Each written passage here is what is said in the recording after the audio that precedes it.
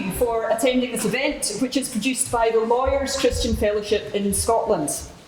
It is my pleasure, as Clerk of Court this evening, to welcome you to our courtroom, where an imagined fatal accident inquiry will shortly commence.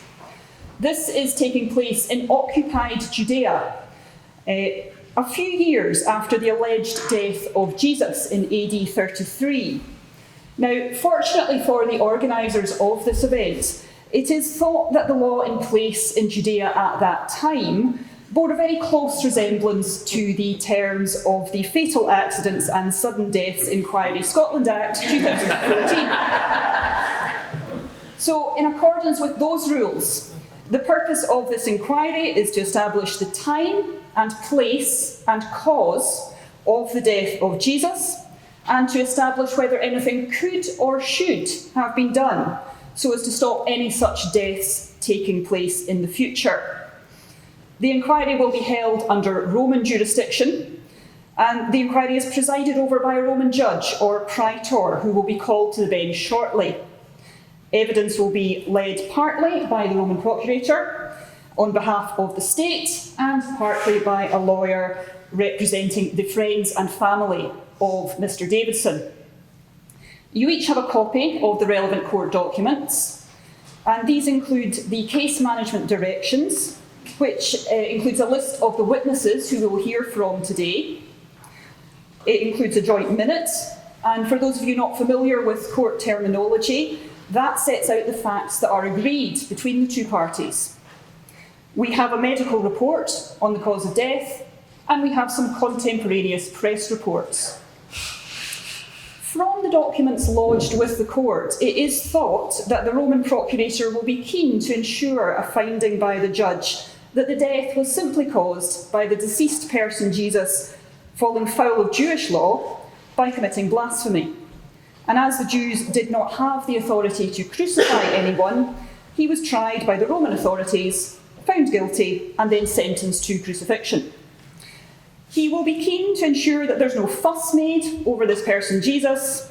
He was simply an ordinary criminal, was tried, and there is therefore no fault to be found with the Roman justice system. We understand from the documents again lodged with the court that the lawyer for the family may have a rather different theory to put forward. So, before proceedings commence and we bring the judge to the bench, I would like to remind you that you are in a courtroom. Please therefore switch off any mobile phones or similar devices. Please do not just leave them on silent, as we will hear the buzzing. That may interrupt court proceedings. I would also like to remind you that when we bring the judge to the bench, you will be required to stand, to remain standing until his lordship is seated, and the same when he exits the courtroom at the completion of the inquiry. Thank you.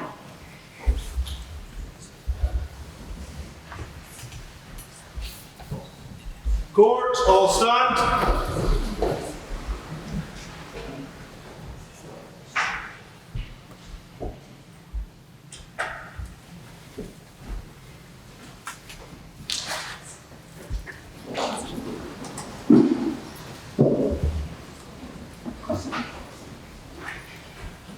Case calls, fatal accident inquiry into the death of Jesus Davidson.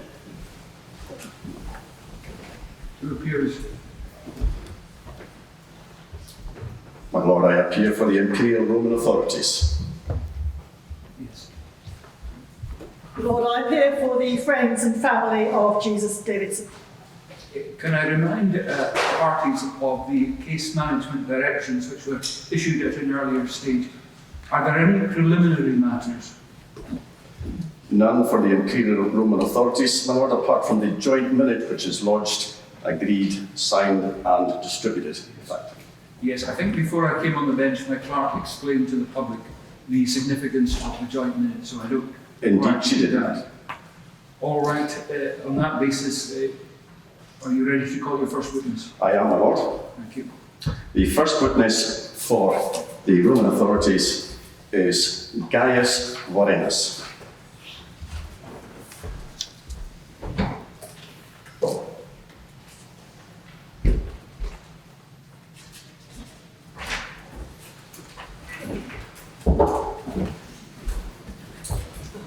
Gaius Forenus, Lord. Good evening, Mr. Williams. You do not require to raise your right hand, but will you repeat after me?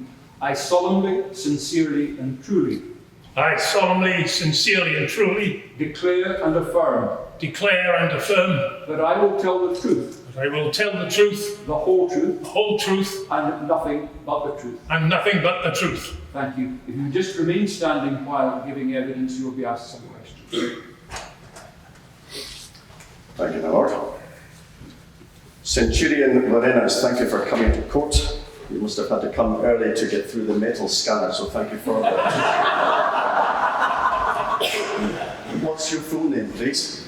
Gaius Forenus, And your age, please? I'm 58, And your occupation? Centurion 2nd Cohort, Legionary 10, Lego 10, Forensis, And what's your current station as a centurion? Judea. Is Judea something that you applied for? No, we were posted there. It doesn't sound as if you particularly wanted to be posted there. Is that right? I go where I'm told by my emperor, sir, but no, I can't say it's the best posting I've ever had. And why is that? Because the Jewish people who have been assimilated into the Roman Empire, where we have in fact imposed the Pax Romana, stubbornly refuse to acknowledge our suzerainty. The Jews are always rebelling against us, and we are forever catching them and punishing them. Thank And you. they still do it. I beg your pardon. Could you explain what the Pax Romana is, please? Well, it's the system of laws and justice and civil behavior that we apply throughout the Roman Empire. Thank you. So what are your duties in Judea at the moment? Well, we have duties generally of patrolling and keeping the place safe as much well as possible to allow trade and commerce to go back and forward freely. But of course, the insurrections that pop up from time to time, I might add, this is not necessarily coordinated rebellion, but just groups of people in different parts of the country at different times for different reasons. And they attack our soldiers if they're not in sufficient force to defend themselves. So a lot of my work, and especially at this time of year, is dedicated to just that. I'm in Jerusalem at the moment because the Jews, the people who live here, have a religious festival called Passover, which means that great crowds come into the city, and with great crowds, you're always going to get trouble. All right, thank you. What do you do about the trouble that you tell us about? If we catch somebody in the act of insurrection against the Roman rule, then we take them and we punish them, usually by execution. And what sort of execution method do you use? We use crucifixion. Could you explain, please, to the court what crucifixion entails?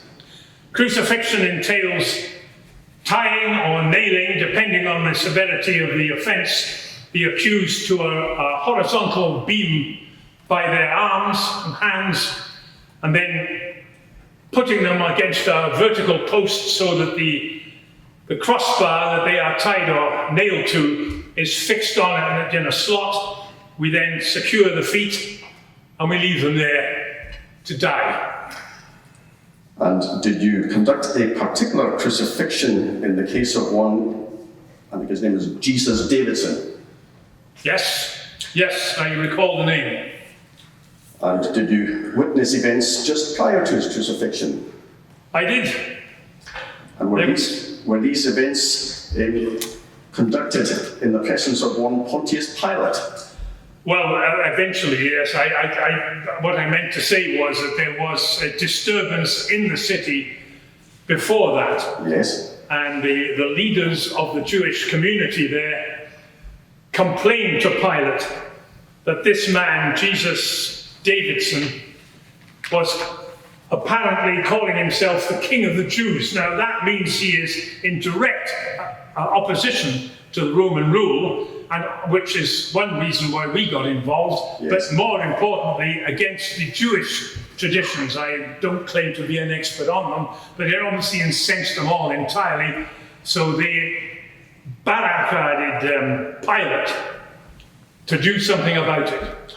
Who did that? Who got Pilate They into were the headed matter? up by the chief priest, a man called Caiaphas, but also his legion of underlings were there too. Thank you very much. What happened which you saw before Pontius Pilate? I saw him questioning this Jesus.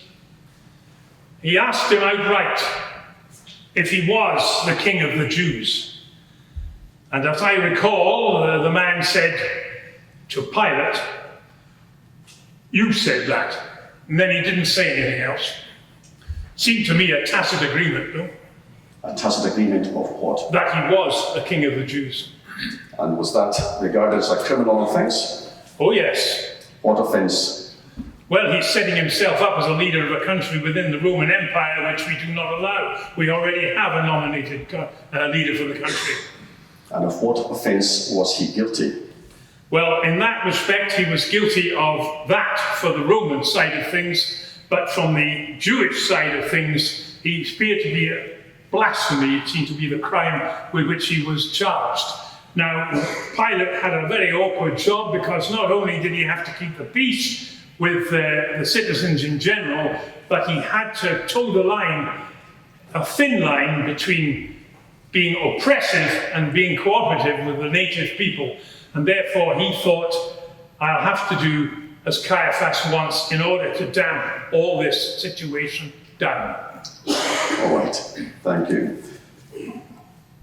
Was there some particular matter which was special to a feast day when a crucifixion was involved? Yeah, apparently there was. I had no knowledge of this until the day, but apparently there is, I don't know if it's a law or a tradition, that on that day of Passover, a prisoner may be released to the people. Yes. Now, in my opinion, this man, Jesus, who seemed to be quite a peaceable man in my view, would obviously be the candidate for this. So Pilate put it to the people, to the priests at any rate, shall I release this man Jesus? And they said no.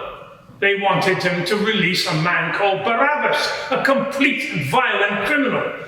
Unbelievable. Thank you. You said that Pilate put it to the people and then you changed that to the priests. Was it the people that voted or the priests that voted? I may have misled you. I think the priests were attending at Pilate's courtroom on behalf of the mob outside, the people. So I understand that they were there representing the people en masse as well as their own teachings, as it were. All right, so in any event, this man, Barabbas, was released. He was. And what happened to Jesus Davidson? Well, Pilate gave the order that we crucify him in common with all other Jewish criminals that we have taken, or offenders that we have taken into custody. He also said to us, as is also customary, that he be flogged first. We wish to make point that crucifixion and all that comes before it is a nasty thing, and therefore it is used as a deterrent. And the flogging and all the carry on that goes on before the actual crucifixion is part of that punishment, visible punishment. It's meant as a deterrent. What is it designed to do? It is designed to stop people from rebelling against the Roman Empire. In what way does it do that? Well, I think if somebody thinks of rebelling against us, he would think twice if he thought he was going to get caught and end up like that. Did you supervise the flogging in this case? I did. I was nominally in charge of the detail. I have to say, I think the soldiers under my command did exceed the normal brutality of the thing, but I let it go. All right. So, explain what happened then at the crucifixion itself. Well, we crucify people on a hill outside the town. We don't do it inside the city.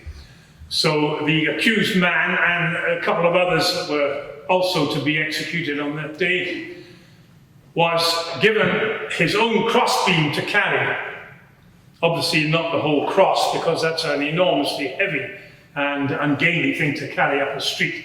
So he was given this bulk of timber which would eventually be slotted into the upright when we got to the place of execution. And all three of them were taken on foot up to this hill through the town. And this was after Jesus Davidson had been flogged. He'd been flogged, and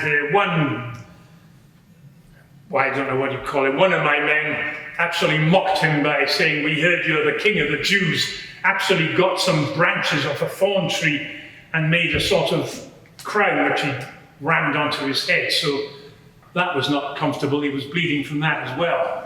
Okay, explain what happened then at the crucifixion itself. Well, when we got there, the accused man was laid on the ground. His arms were outstretched, each one on one end of the crossbeam, and then one of the legionaries nailed his arms to the bench, to the balk of timber. He was then hauled up by ropes so that the beam could be slotted into the top of the upright, and his feet were put together and also nailed into the upright. Thank you very much. At the end of proceedings, does one ensure that the convict is deceased? Oh yes. How does one do that? Well, there are several ways, but in my practice, I don't think usually they last terribly long. If they've been tied to a cross rather than nailed to it, then they can last almost 2 or 3 days. But in this case, he was so brutally damaged before he was put up there that I really didn't expect him to last very long. And in fact, I don't think he lasted more than 4 or 5 hours. And when he appeared to die or expire, and then just to make sure, I took a spear from one of my detail and I thrust it into his side so that it went up into the heart. And as a result of that wound, a quantity of blood and water came out of the wound on his side. But I knew at that point it was obvious he was dead. Had the deceased said anything during the crucifixion? Yes, he said quite a few things, actually. He asked for a drink at one point, and we soaked a sponge in sour wine and held it up to him, but he refused it. And then he actually forgave us from his position on the cross. I found that astonishing. I have never in my experience ever heard anything like that before. And he also appeared to talk to his God. He said, why have you forsaken me? And then, right at the end, he said, it is finished. And then he appeared to die. Thank you very much. Was there anything unusual about this crucifixion? Yes. What was that? After he'd been up there an hour or two, this was in the middle of a very sunny day, I might add. There was no weather, no rain, no snow, nothing like that. The sky suddenly went black, as though the sun had been switched off. Now, I am not a particularly superstitious man, but some of the people there were terrified by what had happened. It seemed to me, it seemed to them, that this blackness had come about at the same time as this Jesus man died. Was it a storm cloud? No, it just went black. Did anything else happen? Nothing else happened as far as I was concerned, but it shook me. In what way did it shake you? Well, all this time, the Jewish element were saying that Jesus claimed to be the Son of God. And it only takes a little 2 and 2 together to see that the Son of God affected even the sun being in the sky. It was a deeply interesting moment. What was your conclusion? Well, when I took him up there, he was just another Jewish radical. But after that, I did say at the time when he died, I said, I think this man may well have been the Son of God. Are you sure you're fit enough to carry on working with having thoughts like that? Yes, You are. yes. Thank you very much. No further questions. If you just remain there, there will be cross-examination, I anticipate. Yes. Centurion, you're a man there to obey orders. Oh, yes. You're not a legal expert. Not particularly, no. Are you able to tell us what sort of blasphemy then this man was supposed to have committed? Well, I have a very passing understanding of the Jewish religion, but I did ask some people afterwards, and I understand that the Jewish people have been waiting for a redeemer, a king, or somebody like that for hundreds of years. And for some reason, this Jesus man appeared, by his followers at least, to be that man, but the general population and all of the priests in the high temple there said he wasn't. So we could only go by what the mob was saying because there were more of them, I suppose. The Romans wouldn't crucify somebody because of a Jewish offence, would they? No, it was combined to the fact that the insurrection that was being generated by his presence was, the rule of law was beginning to break down in Jerusalem. We had to do something about that. And so you beat him. Personally, I didn't, but yes, it's quite customary to give the prisoner a flogging before they are crucified. And is that with a flagellum? It is. What's a flagellum? Well, it is a leather whip with 4 or 5 long strands on it, studded with iron, with iron studs in it. His lordship has a medical report that says, as a result of a beating with a flagellum, Jesus Davidson would have lost a lot of blood. Did he lose a lot of blood? Oh yes, there was a lot of blood loss. The medical report before his lordship also says that this crucifixion was a slow and a painful death. Is that correct? Yes, as I have pointed out to your colleague, it is intended as much as anything as a punishment, but also as a deterrent, a warning to others that they'd better not step out of line. So it is deliberately a horrible thing to have to witness. But if somebody is in a state of being beaten so brutally as this man was, then yes, we don't expect him to last long on the cross. How many crucifixions have you carried out, Centurion? About 8 or 9. How many have you witnessed? Oh, 8 or 9, yes. I've been, in the Legion, wherever we're posted, Yes. even legionaries in the army get crucified from time to time, so I've always been witness to them. And was this one any different to any other crucifixion? Well, yes, on many levels. First of all, as I said, this man, when he could talk, which wasn't very often, was saying incredible things. He was, as I said, he actually said, "I forgive you," meaning us, while he's hanging there. I don't think anybody has ever witnessed anything like that. The fact that he seemed to be talking to a god, or a god, I don't know which, but he was making statements which were not intended for us. That was unusual. The fact that he refused any comfort from us when he was up there, that was quite unusual. The fact that he spoke, I heard him say to one of the 2 other people that were crucified at the same time, that he said to one of them, "This day you will be in paradise with me." In other words, he is claiming to be a god. And that then with the sky going dark. All this is supernatural. Lord, I'm grateful. I have no further questions for this witness. Thank you, Mr. Bennett. You're free to go, but do not discuss your evidence with anyone who may yet be a witness in this inquiry. Thank you. Thank you, sir. And the next witness, please. Well, the next witness is the High Priest Caiaphas Anison.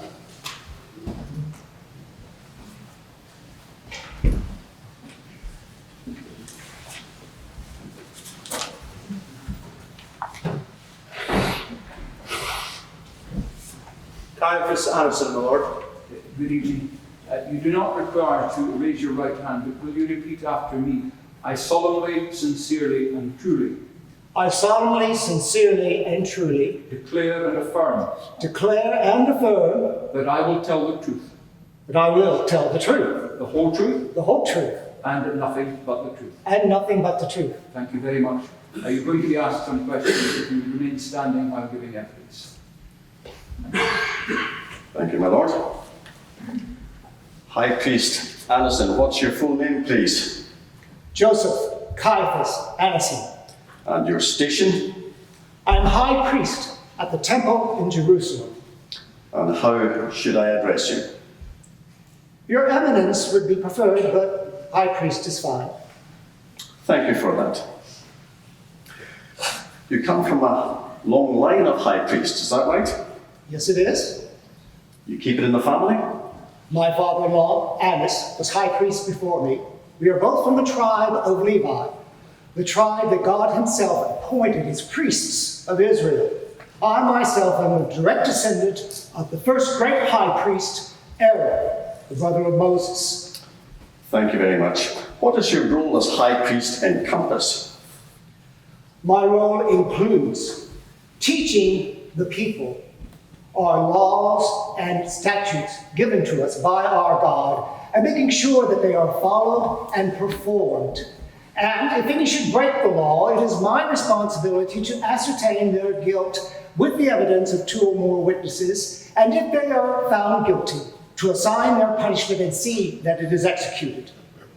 Thank you. You came across one Jesus Davidson in the course of your eminence-ship, is that correct? Yes. Tell us about that. How could we not come across him? For the past 3 years, he has been doing nothing but going against us as high priest, teaching the people contrary things to our laws that God has given us. But I guess you could say it all came to a breaking point the week before Passover. What happened then? Well, it all started, I suppose, with his claim of raising Lazarus from the dead. Well, the people couldn't stop talking about it. They were telling everybody. The story was spreading all over. And so, when they heard that Jesus was coming into Jerusalem for the Passover, they all rushed out to meet him. How did that cause you any difficulty? Because he entered the city riding on a young donkey, an honor reserved only for a king, not for some carpenter from Galilee. And then the people lined the streets, waving palm branches and throwing their cloaks into the street where he was to go, shouting, "Hosanna! Save us! Hosanna to the king!" He was not a king. What did you do to resolve that difficulty? That was not the only difficulty. Then he went into the temple courts and began to chase out the money changers and merchants who were simply providing a service for those who need to change their unacceptable Roman coins to the more acceptable temple coins so they could pay their yearly taxes and buy sacrificial animals.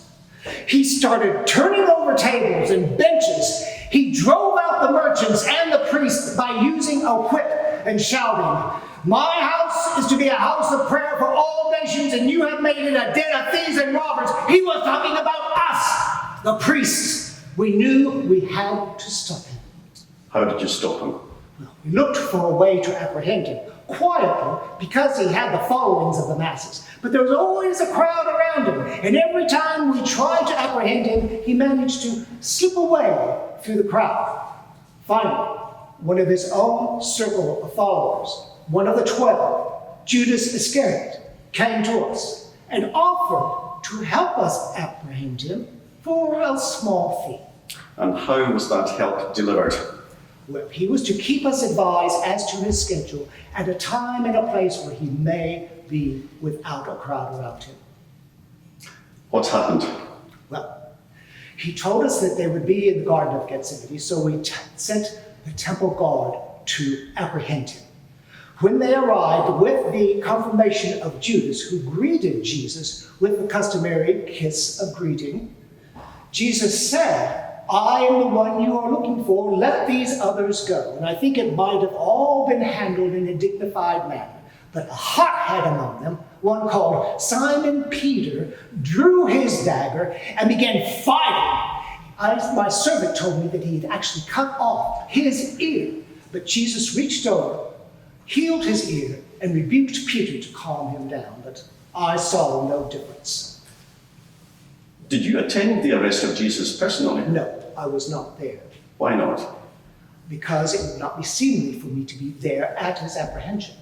But the guards bound him and brought him to the home of Annas first.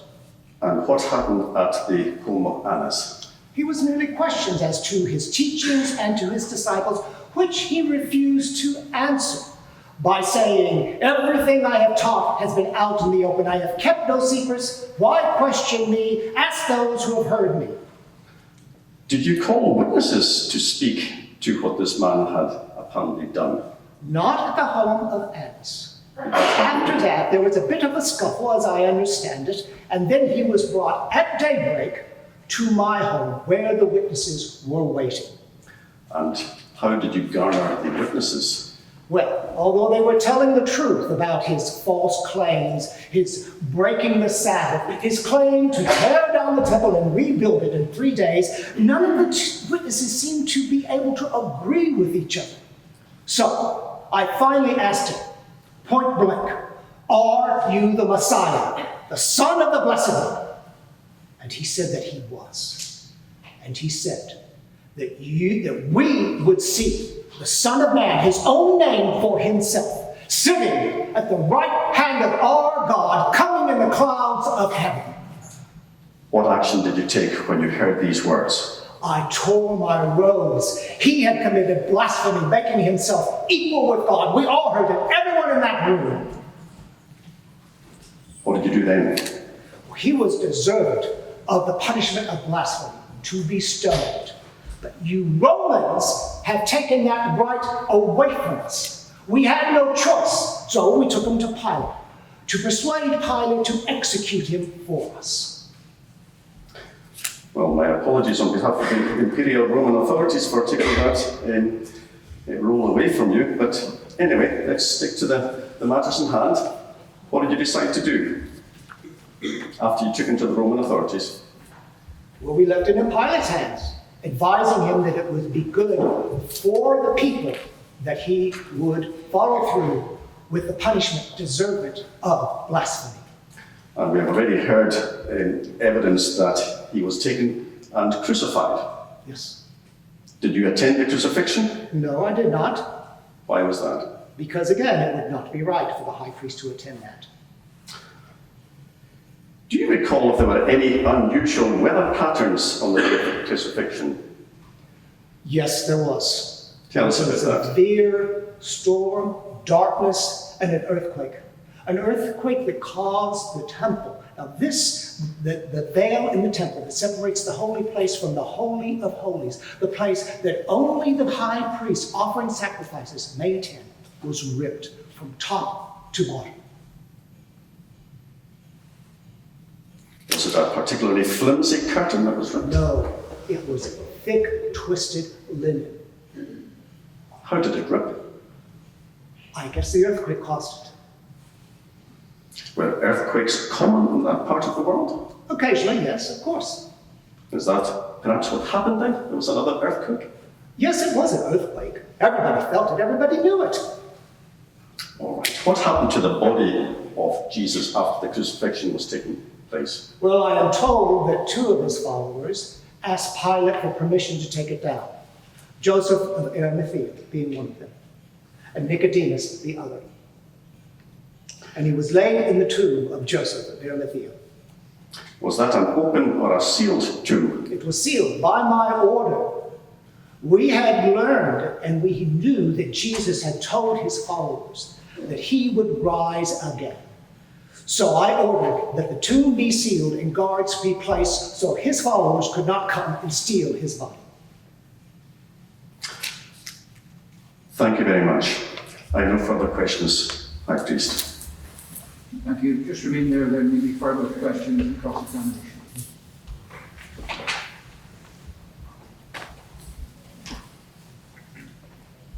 High Priest, does the Jewish law require evidence from more than one source to prove a crime against anybody? Yes, That's a minimum corroboration. of 2 witnesses.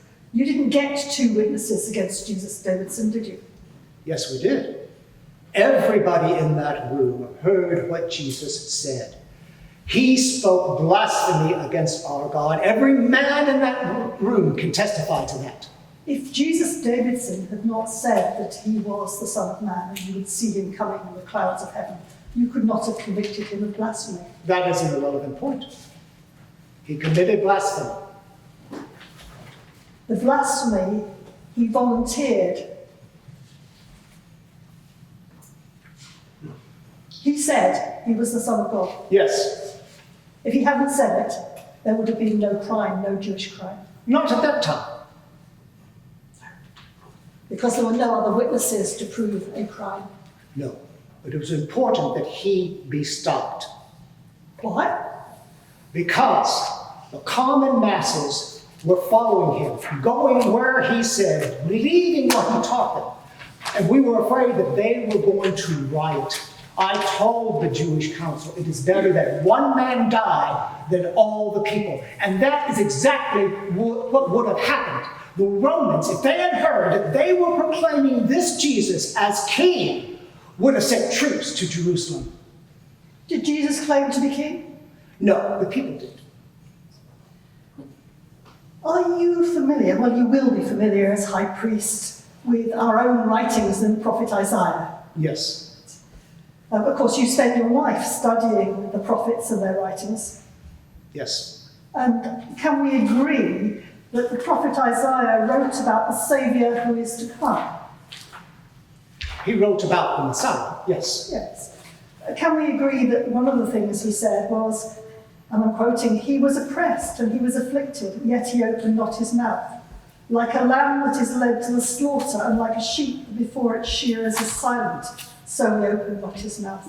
Did Jesus Davidson protest about what was happening to him? No, strangely, he did not speak a word until his blasphemy. But all of the scholars will admit that Isaiah can be a bit confusing. His writings tend to refer to at least 2 separate people. How can the both be the same? Well, let's look at it a little bit further. Does Isaiah say, by oppression and judgment he was taken away? Do you agree that what happened to Jesus Davidson could be thought of as oppressive? He was treated as any blasphemer would be treated. Well, Isaiah goes on to say that the man he's speaking of was stricken for the transgression of my people. He was talking about the Messiah, wasn't he?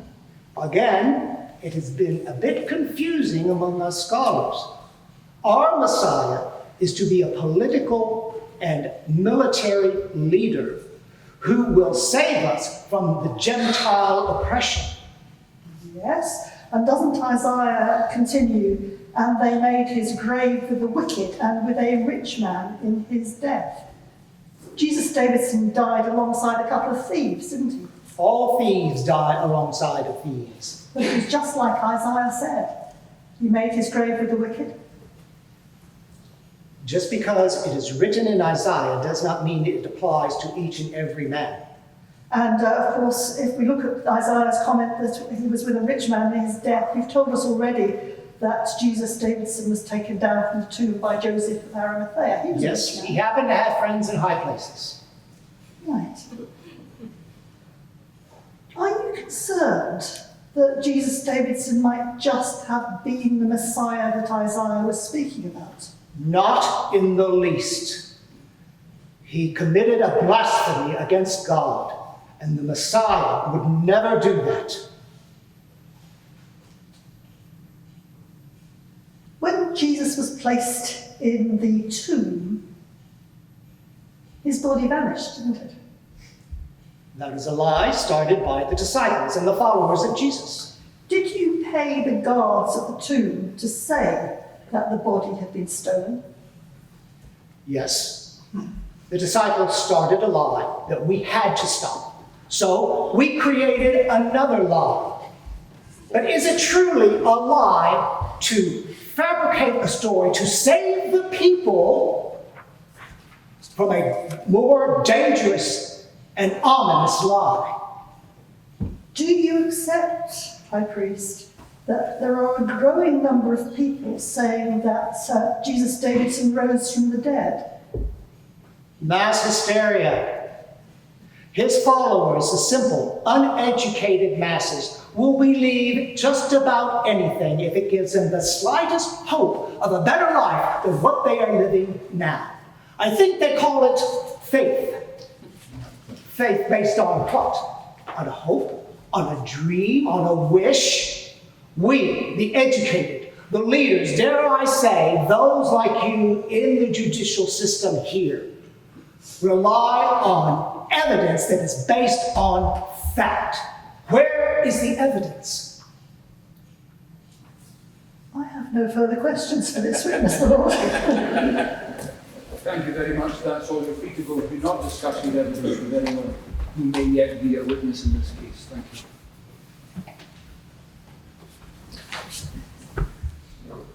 And Lord, these are all the witnesses for Imperial Rome.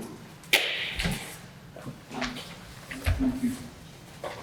Ms. Eagles, I think you intend calling evidence. The first witness for the friends and family is Mary Magdalen, Lord. My Lord, I object to this witness. But my Lord, she is a woman. A professional woman at that. Such testimony is not allowed in our courts, as my learned friend well knows. That's your submission. That's my submission, You Lord. don't want to amplify that in any way. I can amplify that in that. Well, Because the testimony of women is thought to be unreliable. And common experience shows that. It must be within judicial knowledge, Lord. and when you say she is a professional woman, do I take it that you are endeavouring to be delicate in how you put it? Indeed, my lord. Right. Delicacy is the order of the day. All right, thank you. Thank you very much. What do you have to say? Lord, the learned friend's objection comes too late. There are already case management directions permitting me to call this witness. But she is the witness who's able to give the best evidence before the court to establish what happened to Jesus Davidson. She was there. Lord, I have to say, I might have called a man, if not in the case that most of the men ran away. And whatever you make of this lady, it's really a matter for the court, for those who have to determine it. You need to hear her evidence. It's the best evidence the court will have in relation to this particular death. I seek leave to continue. Thank you. Well, the nature of these proceedings are inquisitorial rather than adversarial. We are seeking to establish the facts in an inquiry. And in these circumstances, in the public interest, I consider that evidence that might otherwise, or indeed would otherwise, be inadmissible should be allowed, and accordingly, I will allow this witness to give evidence. Most straightforward. In that case, Mary Magdalen, please.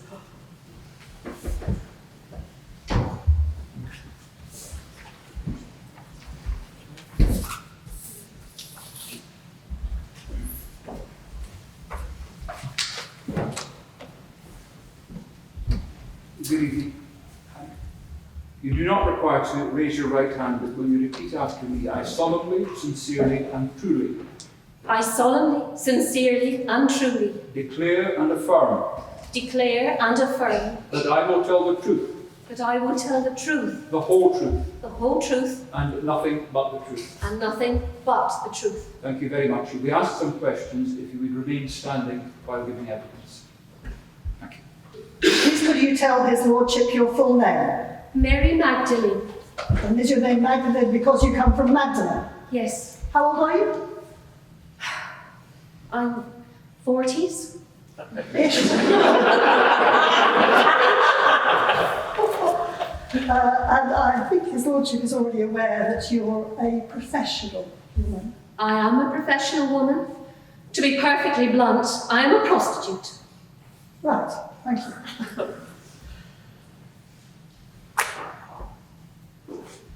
You're here to give evidence about Jesus Davidson. Can I ask you please to cast your mind back to your first meeting with Jesus Davidson and Yes. tell His Lordship about that? Yes, I remember it. He just looked at me, kept looking at me, and it was as if he could see right through into my head and see all the sins that I had committed. And then he said to me, "Mary, your sins are forgiven." And I felt so relieved. I just wept and wept and wept, and I was so happy I wept. Did you stay friends with Jesus Davidson? Yes, I did. I'd like to ask you, if I may, about an incident involving some perfume. Did you have some perfume? Yes, I was not safe to keep coin about me, so I bought a jar of very expensive perfume. Right. And what did you do with the perfume? Well, I heard that Jesus was going to Simon's house, so I decided to go there, and I took the perfume with me, and I poured it all over him, and he said it was beautiful. And then he said something strange. He said I had prepared his body for burial. I didn't understand that at the time. Did everybody approve of what you did in pouring your perfume over Jesus Davidson? No. Was there somebody who particularly disapproved? Yes, Judas. And what did he say? He said it was a waste of perfume and a waste of money. I think he didn't like the talk of burial and death. What did he do? Do you know? He left the room soon after that. I'd like you, please, now to think to the following Friday. Did you get some bad news that Friday? Yes. Mark, I think it was, came in and told us all that Jesus had been arrested. Yes. And, well, we went outside and we were in the street, and the town was so busy and everyone was talking about it, and we saw Jesus being led to the governor's house. Right. What sort of state was he in? He was all right then. Right. And was he all right when you next saw him? No, he looked like he'd been beaten up, and his head had spots of blood on it as if they'd poked something sharp into it. What happened next? Well, the soldiers took him to Golgotha. Right. Did you follow? Yes, well, the crowd was going that way, so we just went with the crowd. Right. And what happened there? They drove nails through his hands and his feet, and they hauled him up on a cross, and they crucified him. Do you remember anybody else being there when they crucified Jesus? Yes, his mother Mary was there, and John, son of Zebedee. Mm-hmm. Yes. And was there anything said? Well, Jesus tried to speak once or twice, but he couldn't get the words out. And the only time I recognized something was when he said, "John, your son." He said that to me. I think His Lordship knows that Jesus died on that cross. Did you see what happened to his body after he died? Joseph of Arimathea asked if he could have the body because he had a tomb, and he said he would take the body to the tomb and bury it. Now, can you tell His Lordship what the layout was of that tomb? Well, it was just a big cave hewn out of the rock, and there was a huge stone that they rolled in front of the entrance. Right. And did you see the stone rolled over? Yes, we did. Now, the next day was the Sabbath day, wasn't it? What did you do on the Sabbath day? We didn't do much. We sat and we didn't speak. We were so down. Jesus was supposed to save the world, and he was dead. On the following day, the first day of the week, What did you do? Well, 3 of us decided to go to the tomb and embalm his body properly. Yes, and how are you going to roll the stone away? We didn't know. We just didn't know. But when we got there, it didn't matter because the stone had already been rolled away. Yes. And what did you see? Well, we looked in and there was no sign of the body. It had gone. But there was a young man there, and he said to us, "Tell the disciples Jesus has risen and he will meet them in Galilee." Well, you can imagine, we just turned and ran. Right. And then what happened next? Well, I was last to leave, and at one point I turned round and looked over my shoulder, and I saw a man standing outside of the cave, and he said to me, "What are you looking for?" And I said, "I'm looking for Jesus' body. What have you done with it?" And then he said, "Mary." And I realised that it was Jesus. And I ran and I threw myself at his feet and I held on to him. And he said to me, "Mary, tell the disciples I have ascended to my Father God." And I did. We ran all the way back and we told them, but they didn't believe us, at least not then. Did they believe you later? Yes, they did. Lord, I have no further questions for this witness. If you just remain there, there may be some cross-examination.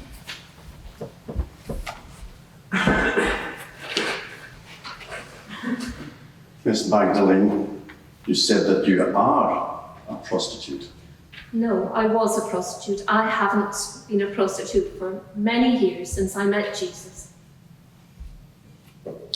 You had many sins to forgive. I had a lot of sins to forgive. I had been with a lot of men. You say this man, Jesus, told you that your sins were forgiven. He did. On what authority was this man going to forgive your sins? I don't know. He felt like he had authority, that this was something that he could do. He had a presence. It's not the case that you simply heard what this man said and accepted it because it made you feel better. It could have been, but no, I think it was more than that. What do you mean more than that? There was something about him, something that made you want to believe in him. The power of suggestion, perhaps? It could have been. Tell us about this episode with that perfume. That involved you spending all your savings on perfume and then wasting the perfume by pouring it all out over Jesus. What on earth was that about? I wanted to give him everything. If you like, I loved him. But you wasted it all by pouring it out. Yes, but I wanted to do that. You saw him crucified and you saw him die, is that right? Yes, that's right. Have you seen any other crucifixions? Yes, some. Have you ever seen or even heard of anyone surviving such an event? No, sir. You saw the body put in a tomb? I did. You saw a large stone placed at the entrance? I did. Do you know how many men it took to roll that stone in front of the entrance? Many men, 3, 4. And you came the next day to embalm his body, We did. without any clear idea of how you were going to remove the stone. That is true, but in the event, it didn't matter. The stone had already been rolled away. Did you simply take the fact that the tomb was empty as a sign that he had risen from the dead? No, we thought someone had stolen the body and taken it away. That somebody could have stolen the body. Well, they could have, and that's what we thought. There are a number of grave robbers in that area, are there not? I'm sure. I'm sure you've heard of Barcus and Harris, have you not?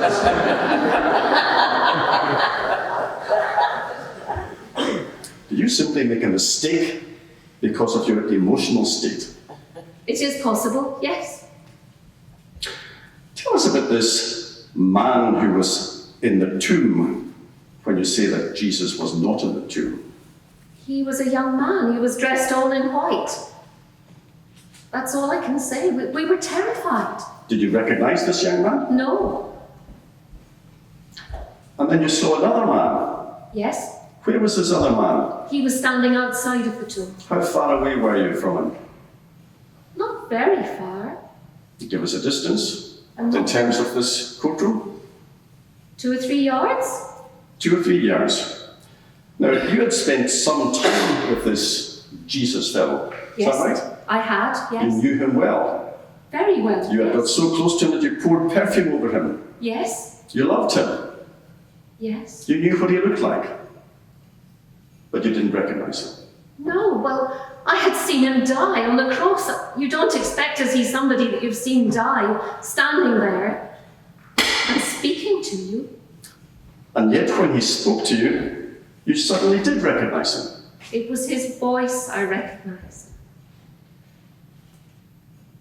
You wanted Jesus to be alive, didn't you? Possibly. You were emotional. I was emotional, yes. You had seen dreadful things happen. Yes, I agree. You had heard of Old Testament, no, not Old Testament, but scriptural prophecies. Of the Messiah? Yes. Yes, I had. And you put 2 and 2 together and got how many? 4, 5. Yes, I wanted Jesus to be alive, but I did not expect to see him standing there. I had seen his body, his dead body. If you knew Jesus as well as you say you knew him, and you saw him a few yards away, you would have recognized him immediately. Sure. No, because I didn't expect to see him standing there.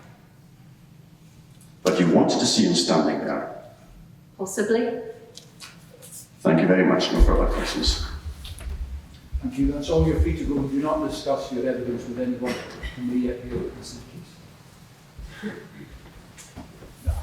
case. Before we call what I think is your last witness, in terms of the case management directions, each advocate will be allowed no more than 8 minutes to sum up. Looking at the clock, bear in mind the need for expedition with the last witness. I'm grateful, my Lord. And the last witness is, of course, my expert witness, Rabbi Paul of Tarsus.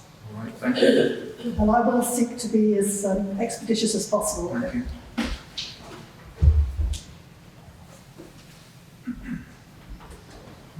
you. Paul of Tarsus, my Lord. Good evening. There's no need to raise your right hand, but will you repeat after me? I solemnly, sincerely, and truly I solemnly, sincerely, and truly declare and affirm declare and affirm that I will tell the truth, that I will tell the truth, the whole truth, and nothing but the truth. and nothing but the truth. Thank you very much. If you just remain standing, you'll be asked some questions. Thank you. Rabbi, please could you tell his lordship your full name? Paul of Tarsus. You label yourself as Paul of Tarsus. Is Tarsus where you come from? I was born in Tarsus, but I grew up in Jerusalem. And are you Jewish by descent? I'm Jewish, yes. I was circumcised. I'm of the tribe of Benjamin. And do you belong to any particular Jewish movement?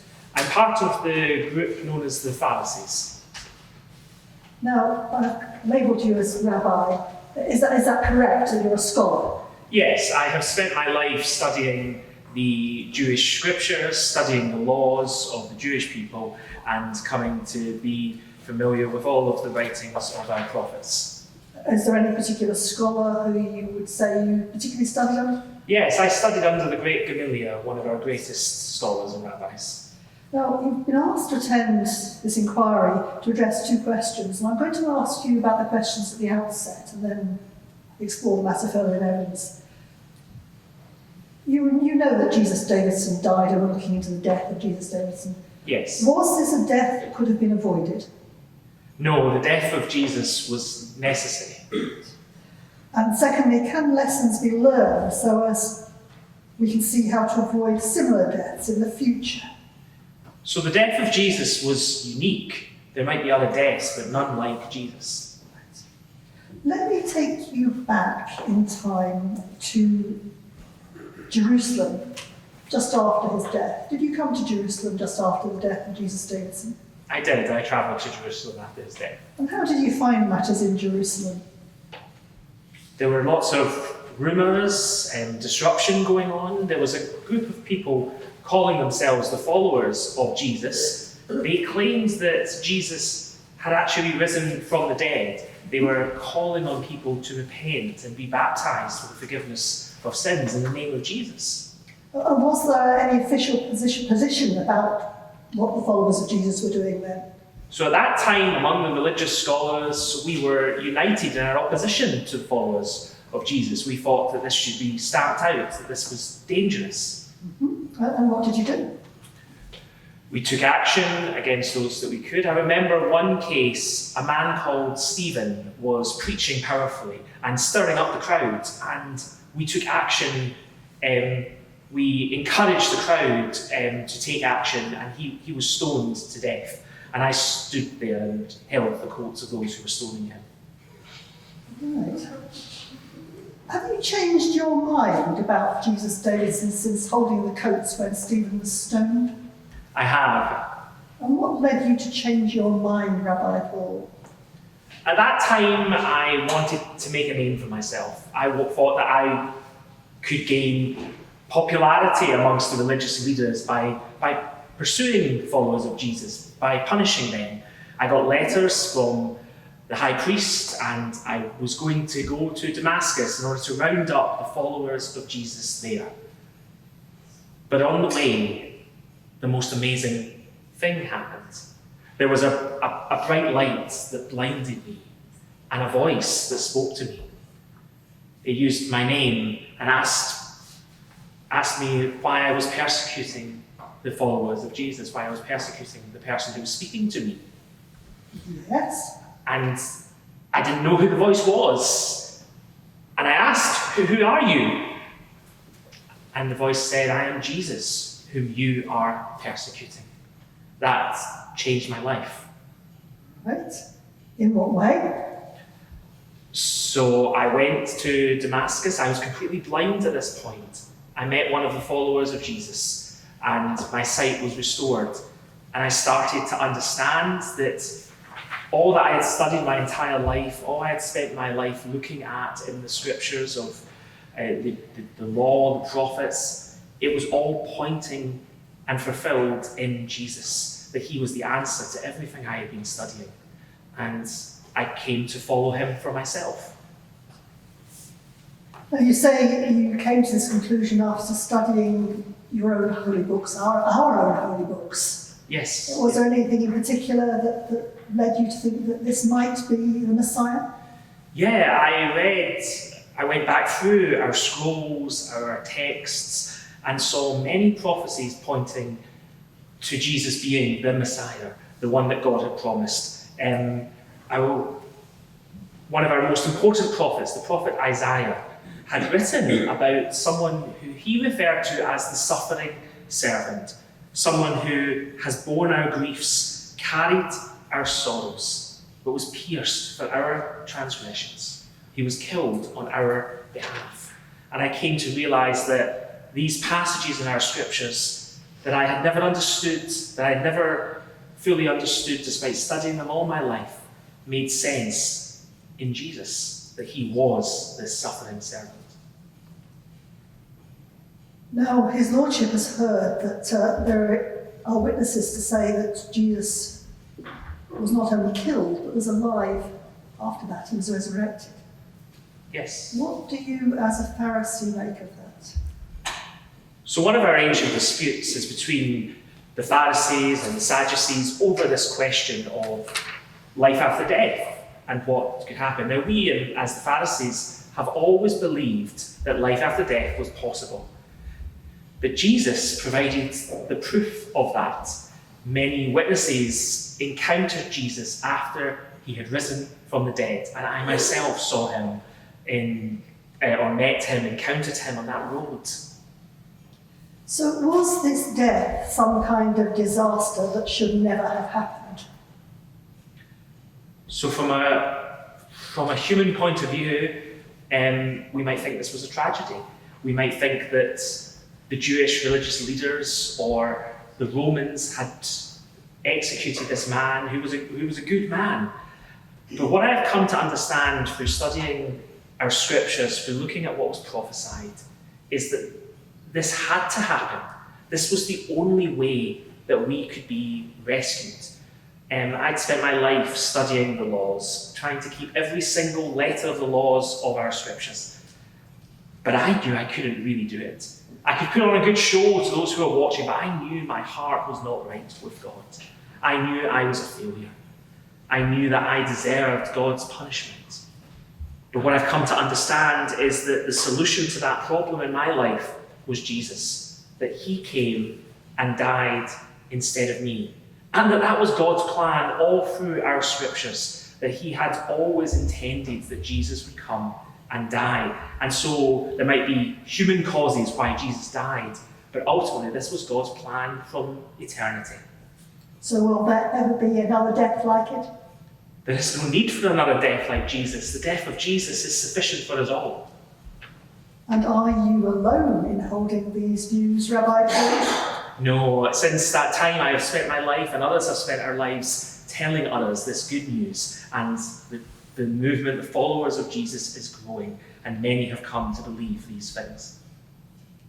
I have no further questions for this witness, Lord. You just remain here. There will be some cross-examination.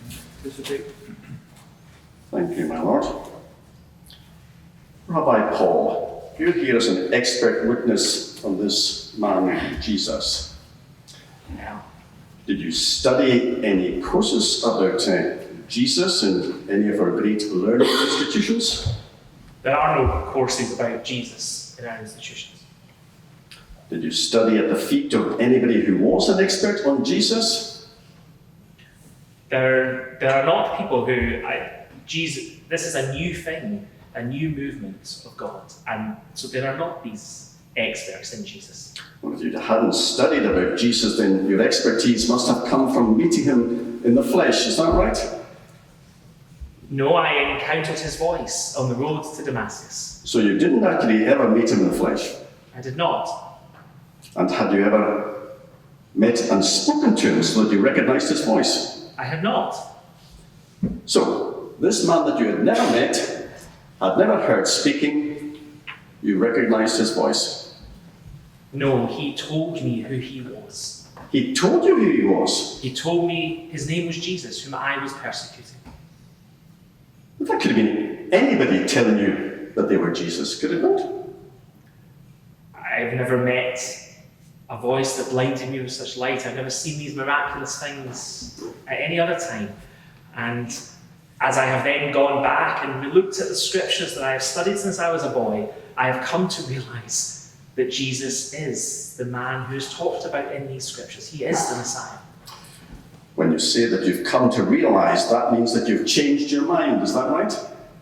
Yes, when I first heard of this of Jesus, I did not believe.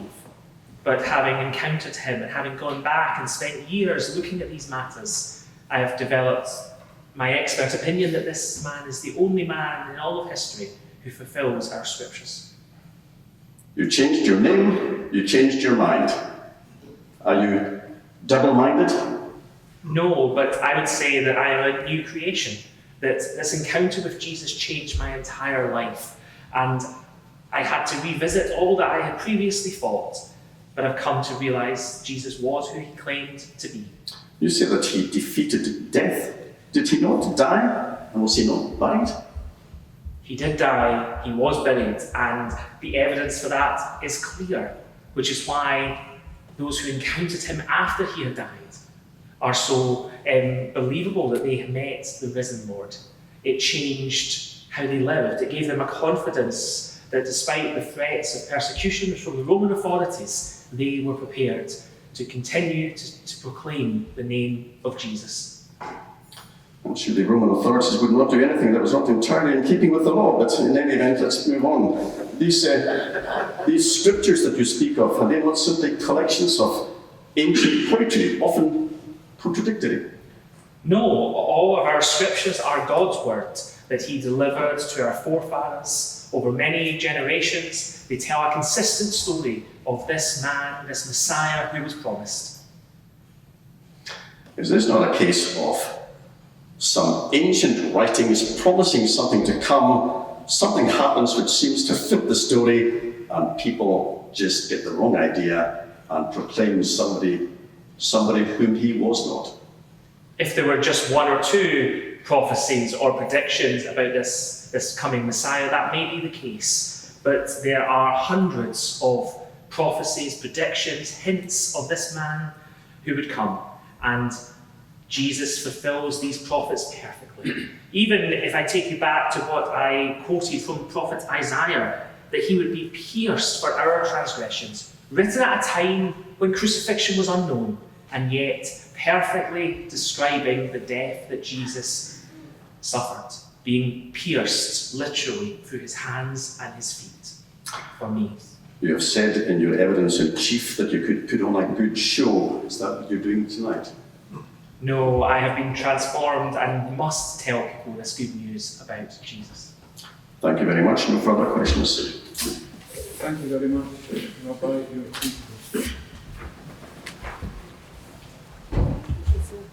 I have no further witnesses to call Lord. Well, I'll invite Justinian Cicero, the procurator, for representing the state, to make a closing submission. Thank you, my lord. In this inquiry, the judge has to decide on the date and place of death, and in summary, whether the death could have been prevented. I ask you to find that the death could have been prevented. It could have been prevented by this Davidson not disobeying the laws against blasphemy. Had he not disobeyed the laws, then there would have been no charges, no trial, no crucifixion. And some of the evidence here has been fanciful from the most dubious of individuals. Frankly, the evidence that this man was dead and came to be seen walking around a few later is just ridiculous. And that this came from a woman, and a professional woman at that, is sufficient to have it completely and utterly discarded. And continuing the theme of dubious witnesses, I should mention that expert witness Paul of Tarsus. How does he become an expert in a subject which is not taught in our great learning institutions? How does he become an expert in a person without ever meeting that person? His evidence about never having spoken to this Jesus before the crucifixion, but thereafter somehow recognizing his voice, is nonsensical. One of the themes of the family case is that Jesus came firstly to save the Jews. It was them who wanted him dead. These scriptural prophecies are simply wistful writings by people dreaming of a different world, a better future. The evidence appears to be that certain people with their own motives decided to see if they could make the prophecies come to life. The lives of those who were close to Jesus are said to have changed. Well, that's certainly the case. Was he not denied several times by the Apostle Peter, before apparently Peter then being promoted to one of the founders of his church? Did our so-called expert Paul not change his colours as well as his name, on the one hand fervently tracking down so-called Christians and arresting them, to now being one of their chief cheerleaders? Was Paul, in fact, not accused of, at one stage, of being insane when he was peddling his nonsense to Festus, a matter reported in the very scriptures which these so-called Christians follow? I urge you to put an end to this fantasy in your determination. This man died because he was a troublemaker. He was a criminal. He was found guilty after a trial, and the punishment decreed by law was carried out. And I might add, very effectively and efficiently. Thank you, Lord. Thank you. I now invite Ms. Eagles to address on behalf of the family and friends. Thank you, Lord.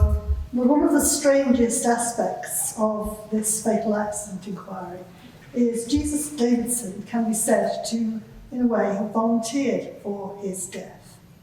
He predicted it in advance. He told his friend Mary that she was preparing his body for burial and she poured perfume over it.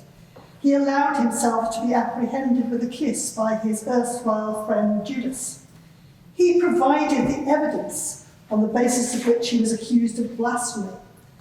Pilate gave him the opportunity to refute the charges, and he didn't take the opportunity. He made no protest. He went along with a severe beating and a painful death by crucifixion, and left a hard-bitten Roman centurion wondering what had gone on, thinking maybe even that he'd killed the Son of God. So what was really going on? And with great respect to the learned procurator, there are some things that even Roman law can't answer, and maybe this is one of them. The friends and family of Jesus Davidson says that if you want to understand what happened to him, you start with the Jewish scriptures. And as the expert witness Rabbi Paul explained, the Jewish people have been struggling for generations with the problem that they could never be good enough for God. They've tried, but it's never really worked. Sacrifices have been made, but they weren't effective in the long term. But now we have the blameless Jesus Davidson who sacrificed himself. The prophet Isaiah spoke of the suffering servant who carries our griefs and bears our transgressions. And the friends and family of Jesus Davidson have come to believe that Jesus Davidson is that suffering servant, and that his death was not just for us Jews, but was for all who come to be made right with God. That he stood condemned in the place of all transgressors, that we who come to him might go free. And what we see, and as we have heard, is in the end, he defeated death. This is no ordinary fatal accident inquiry. Jesus really did die, but 3 days later, he was walking and talking, calling out to Mary in the garden. She may have been the first to see him, but many more followed, and he makes him somewhat difficult to ignore. It's an extraordinary story lending credibility to extraordinary claims. As another friend of Jesus Davidson wrote, "For God so loved the world that he gave his only Son, that whoever believes in him should not perish, but have eternal life." John is saying with the family and friends, and we say with him, that Jesus Davidson was the Son of God, given by God so those who believe in him should have life. And it is my submission on behalf of the family and friends that the public interest requires Jesus Davidson's death and resurrection to be made widely known as a life-changing, life-giving experience. And I invite my Lord to reflect that in his determination. Thank you. Thank you.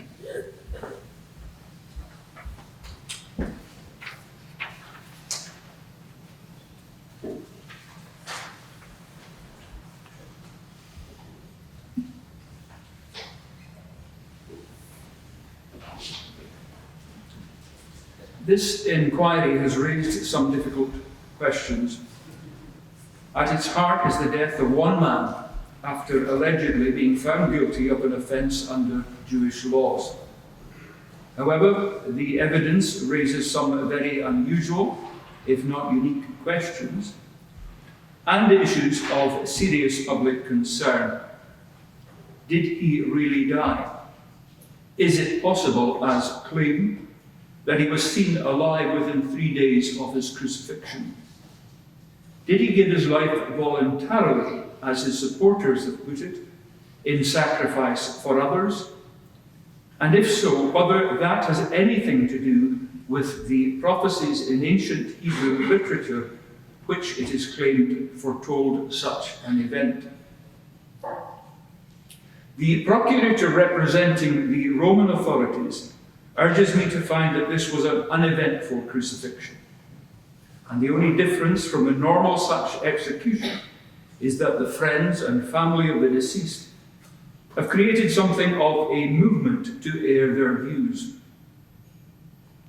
Before moving on to the closing submission of Miss Eagles, can I say that having considered the eyewitness testimony of individuals present at the crucifixion, together with the agreed facts set out in the joint minute, the medical report, press reports, and the gospel account, I find no difficulty in ruling that the individual, Jesus Davidson, born in Bethlehem in the year 0, did in fact die on the date now known as Good Friday in the year 33 AD, at the 9th hour, that is 3 p.m., at Golgotha outside Jerusalem. The cause of death was by crucifixion, and this proposition is not disputed by any party here this evening. So much for the death. For the family, Ms. Eagles urges me to find that this death was a one-off event, which has a greater significance than any other death. That the deceased did die and did in fact rise from the dead and was seen by many. She makes the further claim that this is evidence of his deity, that in fact he was God. The basic thrust of the case for the family was to raise the question of who was Jesus, man or God. It seems to me that there are a number of issues arising in this inquiry. Number one, it is clear that the offence which triggered such hostility, opposition, and ultimately crucifixion was the explicit claim of Jesus Davidson, made before Caiaphas and the Jewish council, that he was the Son of God. There is some disturbing evidence that his trial may not have been conducted entirely fairly. To his death, which is not disputed this evening. 3, the claim made by Mary Magdalen, and indeed by others, of his resurrection appearance. There is some evidence that the dead body of Jesus was not found in the tomb.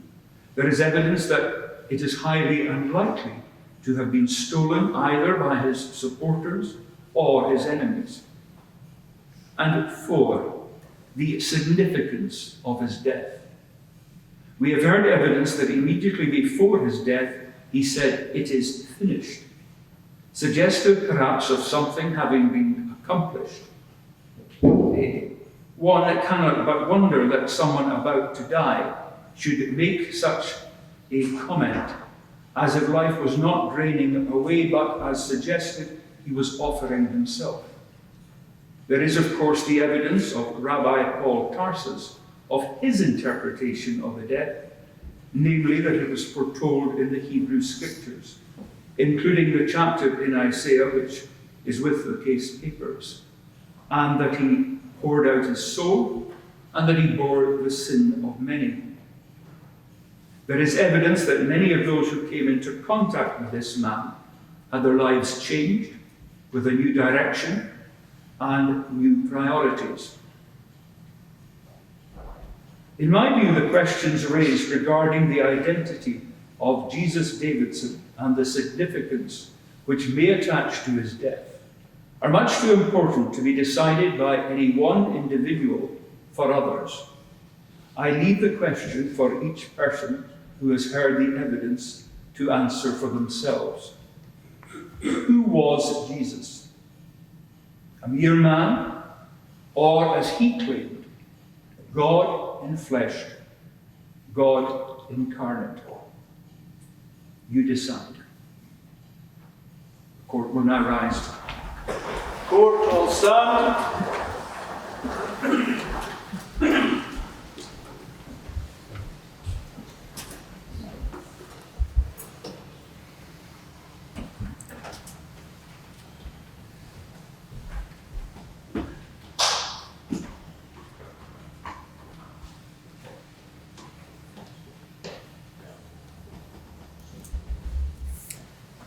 Ladies and gentlemen, court is now adjourned. We would invite you to retire to the hall where refreshments will be served.